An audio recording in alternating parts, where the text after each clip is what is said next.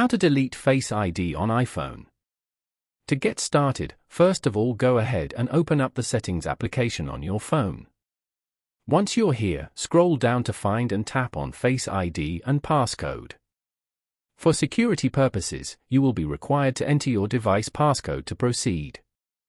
Once you are on the Face ID and Passcode screen, you will see various options for controlling how the feature is used. Now, scroll down the page and tap on the Reset Face ID option to completely remove your Face ID data. Tapping on this option will permanently delete all your Face ID data from the device. As you can see, your Face ID has now been successfully deleted. All your previous Face ID data will be immediately and securely erased, allowing you to start fresh and set up a new facial scan for improved accuracy and security. Following these steps, you can easily delete Face ID on an iPhone.